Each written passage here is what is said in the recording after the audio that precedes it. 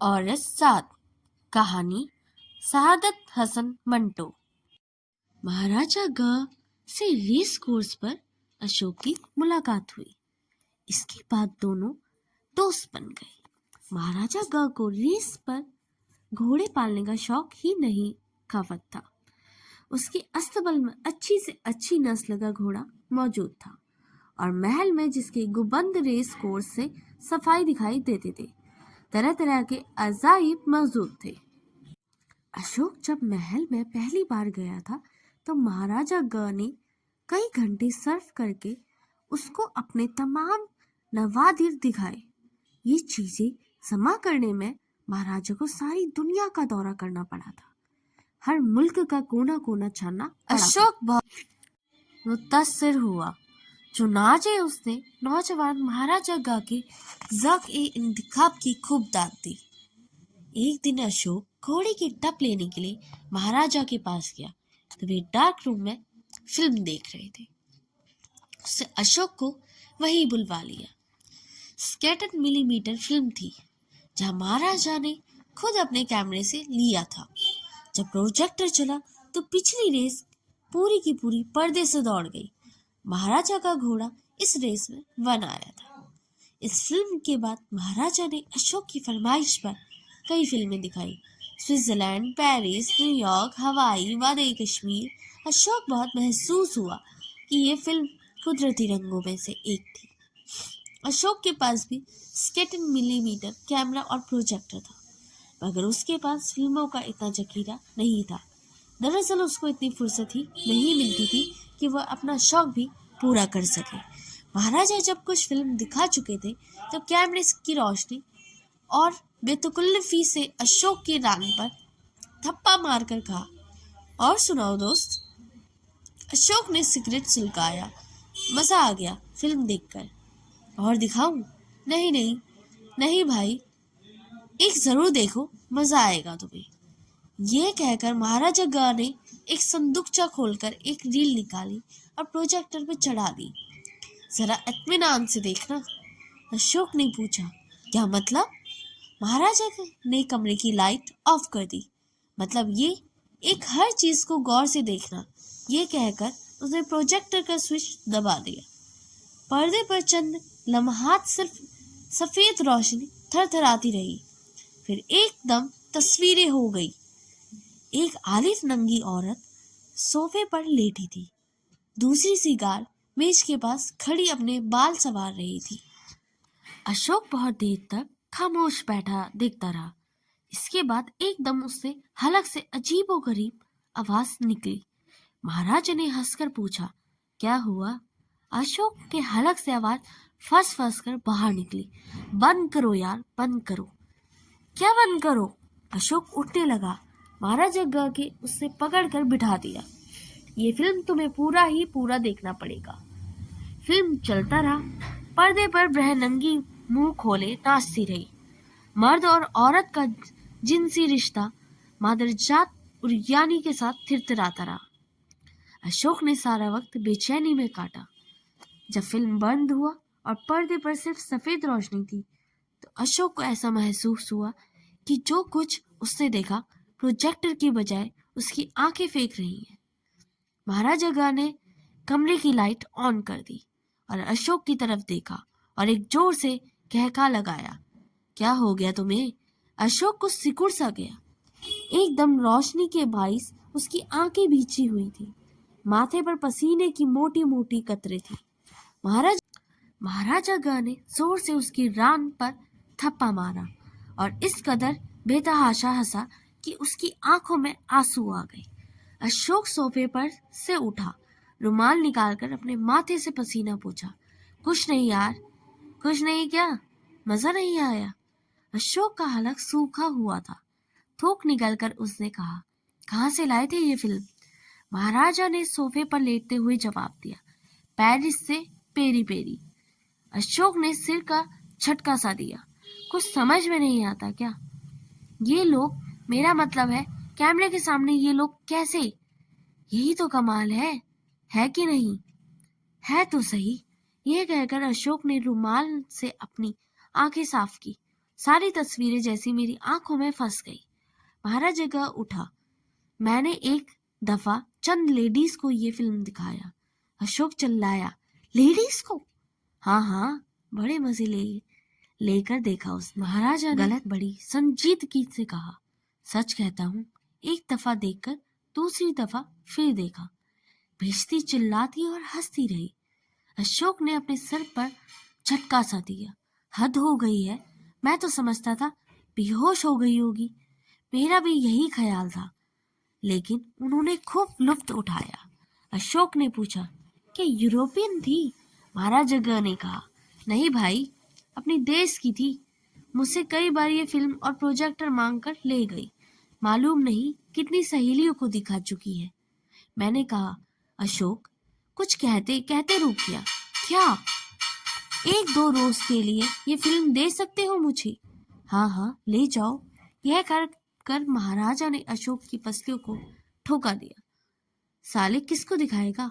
दोस्तों को दिखा, जिसको भी तेरी मर्जी। यह कहकर महाराज जगह ने प्रोजेक्टर में से फिल्म का स्पूल निकाला, उसको दूसरे स्पूल पर चढ़ा दिया, डिब्बा अशोक के हवाले कर दिया। ले पकड़, ऐश कर। अशोक ने डिब्बा हाथ में ले लिया तो उसके बदन में झुरझुरी सी दौड़ गई। घोड़े के टप लेना भूल गया और चंद मिनट इधर उधर की बातें करने के बाद चला गया। घर के प्रोजेक्टर ले जाकर उसने कई दोस्तों को फिल्म दिखाया। तकरीबन इसके लिए इंसानियत की एक उरियान बिल्कुल नई चीज थी। अशोक ने हर एक का एक रद्द ए अमल नोट किया। बास ने खफीफ सी घबराहट और फिल्म का एक एक इंच गौर से देखा। बास ने थोड़ा सा देखकर आंखें बंद कर ली। बास आंखें खुली रखने के बावजूद फिल्म को तमाम ओ कमाल तौर पर देख ना सके। एक बर्दाश्त न कर सका और उठकर चला गया। 3-4 रोज के बाद अशोक को फिल्म लौटाने का ख्याल आया तो उसने सोचा, क्यों ना अपनी बीवी को दिखाऊं। चुन्ना से वो प्रोजेक्टर अपने घर ले गया।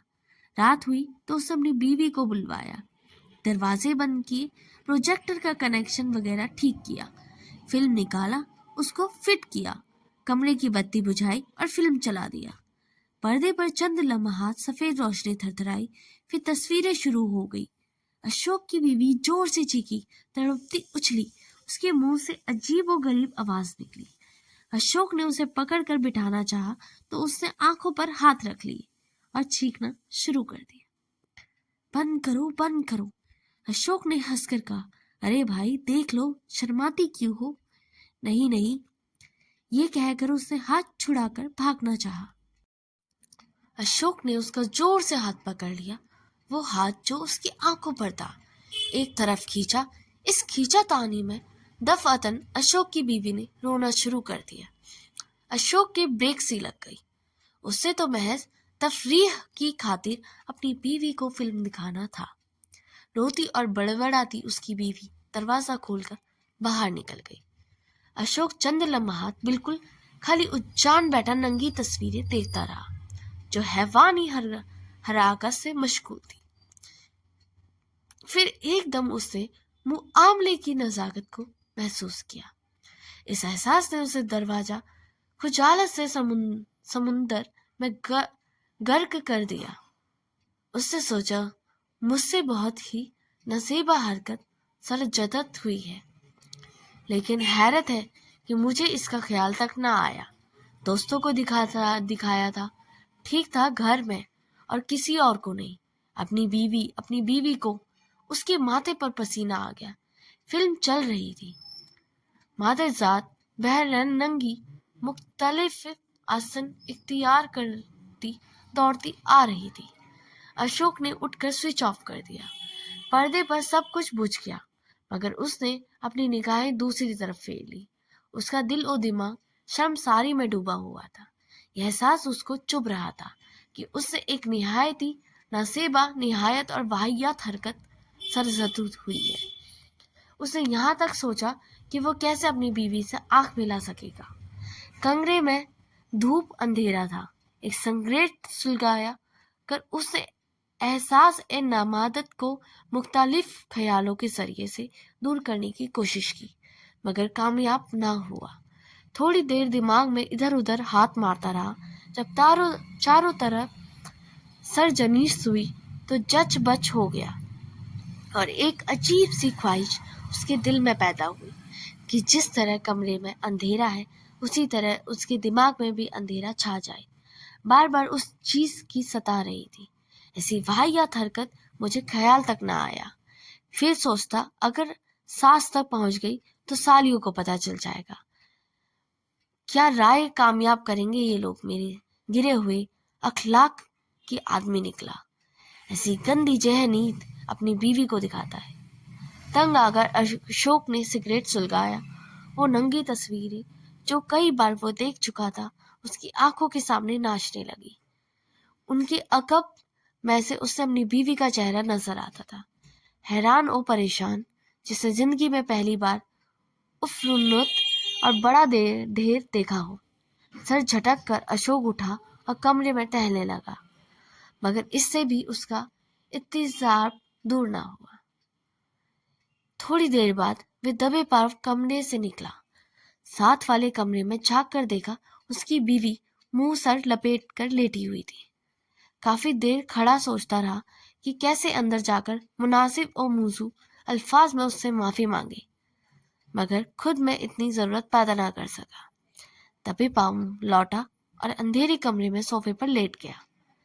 देर तक जागता रहा, आखिर में सो गया। सुबह उठा, रात को वाकिफा उसकी जहन से ताजा हो गया। अशोक ने बीवी से मिलना मुनासिब ना समझा और नाश्ता किए बगैर निकल गया। ऑफिस में उससे दिल लगा कर उससे काम ना कर सका। यह एहसास उसके दिल और दिमाग के साथ चिपक कर रह गया। ऐसी वाहियात हरकत उसके ख्याल तक न आया। कई बार उसने अपनी बीवी को टेलीफोन करने का इरादा किया, मगर हर बार नंबर के आधे हिस्से घुमाकर रिसीवर रख दिया। दोपहर को घर से जब वह खाना लेकर आया तो उसने नौकर से पूछा, मेम साहब ने खाना खिलाया? नौकर ने जवाब दिया, जी नहीं, वे बाहर गए थे। कहाँ? मालूम नहीं साहब। कब गए थे? 11 बजे। अशोक का दिल धड़कने लगा। भूख गायब सी हो गई। 2-4 निवाले खाए और हाथ उठा लिया। उसके दिमाग में हलचल सी महसूस होने लग गई। तरह तरह की ख्यालात पैदा हो रहे थे। 11 बजे, अभी तक लौटी नहीं। कहाँ गई थी? माँ के पास। क्या वे सब उसको बता देगी? जरूर बताएगी। माँ से बेटी कुछ कह सकती है। हो सकता है बहनों के पास गई हो, सुनेगी तो क्या कहेंगी। दोनों मेरी कितनी इज्जत करती थी, जाने बात कहाँ से कहाँ पहुंचेगी। ऐसी वाहियात हरकत मुझे ख्याल तक न आया। अशोक ऑफिस से बाहर निकल गया, मोटर ली और इधर उधर आवारा चक्कर लगाता रहा। जब कुछ समझ में न आया तो उसे मोटर का रुख घर की तरफ फेर दिया। देखा जाएगा जो कुछ होगा। घर के पास पहुंचा तो उसका दिल जोर से धड़कने लगा। जब लिफ्ट एक धचके के साथ ऊपर उठी तो उसका दिल उछल उछल कर उसके मुंह में आ गया। लिफ्ट तीसरी मंजिल पर रुकी। कुछ देर सोचकर उसने दरवाजा खोला और फ्लैट के पास पहुंचा तो उसके कदम रुक गए। उसने सोचा कि लौट जाए, मगर फ्लैट का दरवाजा खुला और नौकर बीड़ी पीने के लिए बाहर निकला। अशोक को देखकर उसकी बीड़ी हाथ से छुपाई और सलाम किया। अशोक का अंदर दाखिल होना पड़ा। नौकर पीछे पीछे आ रहा था। अशोक ने पलटकर उससे पूछा, मेम साहब कहाँ है? नौकर ने जवाब दिया, अंदर कमरे में है। और कौन है? उनकी बहनें साहब, कोल्हाबे वाले साहब की मेम साहब और वो पार्टी बाइयां। ये सुनकर अशोक बड़े कमरे की तरफ बढ़ा। दरवाजा बंद था। उसे धक्का दिया। अंदर से अशोक की बीवी की पतली मगर तेज आवाज आई, कौन है? नौकर बोला, साहब। अंदर कमरे में एकदम गड़बड़ शुरू हो गई। चीखें बुलंद हुई। दरवाजे की चटकनियां खुलने की आवाज आई। खटखट फटफट शुरू हुई। अशोक कॉरिडोर से होता पिछले दरवाजे के कमरे में दाखिल हुआ तो उसने देखा कि प्रोजेक्टर चल रहा था और पर्दे पर दिन की रोशनी में धुंधली धुंधली इंसानी शक्लें और एक नफरत अंगेज मीकानिकी यक आहंगी के साथ हैवानी हरकत में मशगूल है। अशोक बेतहाशा हंसने लगा। अगर आपको यह कहानी पसंद आई हो तो लाइक करें, कमेंट करें, सब्सक्राइब करना ना भूलें। मिलते हैं अगली कहानी में। तब तक के लिए धन्यवाद।